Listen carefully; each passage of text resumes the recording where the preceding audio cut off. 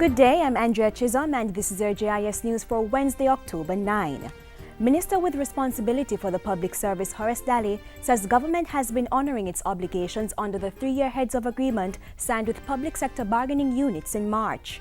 In that agreement, public sector workers accepted several benefits and payment of some outstanding funds in lieu of a wage increase for the 2012 to 2015 contract period. It was a required prior action for government to secure an extended fund facility from the IMF. It cannot be stated often enough the government's wholehearted appreciation for the tremendous sacrifice being made by our public sector workers. Let me emphasize that whatever we do, we must keep at the forefront of our decisions the economic environment in which we operate, and will ensure that any action taken will not derail the economic reform program. Minister Daly was making a statement to Parliament Tuesday. He revealed that since the beginning of the 2013-2014 financial year, payments amounting to approximately $9.9 billion had been made to public sector workers. Cabinet is to get a submission in a few weeks relating to Jamaica's accession to the protocol concerning pollution from land-based sources and activities. Minister of Water, Land, Environment and Climate Change Robert Pickersgill recently outlined the purpose of this submission. Jamaica's accession to the land-based protocol is now being contemplated based on the fact that wastewater and sludge regulations have now been promulgated under our principal environmental legislation. The regulations will allow for the provisions of the land-based protocol to be effectively implemented at the national level. Minister Pickersgill was speaking last Wednesday at the second Global Conference on Land-Ocean Connections at the Hilton Rose Hall Resort and Spa. Youth Minister Lisa Hanna has reiterated her call for greater effort by all to protect the nation's children from all forms of abuse, in particular sexual abuse.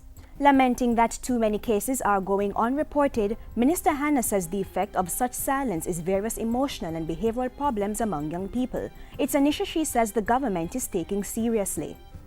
We are looking at it. We're working with UNICEF. We're working with the National Family Planning Agency.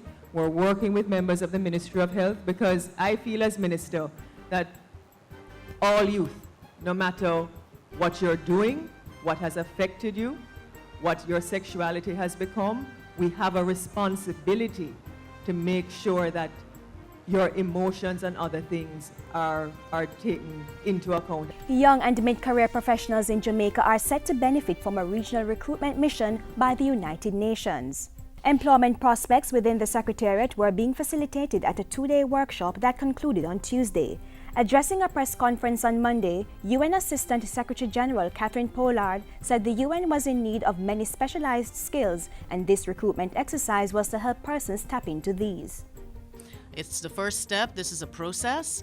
There are no silver bullets. We won't see the results overnight, but the first step is to reach out to everyone and to share the message so that people are aware and that they come forward. The recruitment exercise came against the background of a United Nations report which outlined low employment levels of Caribbean nationals within the Secretariat, especially at the senior and professional ranks. Jamaica has been a member of the United Nations since 1962. There is a renewed call for a collective effort to care for the country's vulnerable citizens, especially the homeless. The call comes from Kingston's Mayor, Senator Angela Brown Burke. We have too many who have abandoned their family members to those of us who are here to take care of, and who are not helping where they should. And so my call today is a call to bring back that community to care for itself and its less fortunate, its more vulnerable members. Mayor Brown Burke was speaking at the recent handing over ceremony for a bus donated to support the city's homeless program. And finally, a St. James-based high school has won top honors in the 2013 Jamaica Productivity Center poster competition. Anchovy High School, which made headlines back in June following the stabbing death of a student by another, is making news now for copying first and third place in the poster competition that wrapped up on Monday. 13-year-old Tatiana Harvey placed first, with her schoolmate Kadian Thomas coming in third.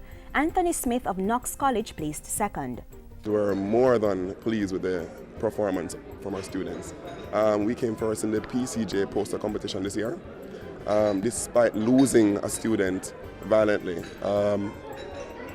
we bounce back. So we're trying to show everybody that we are capable of doing anything as long as we put our minds and our hearts to it.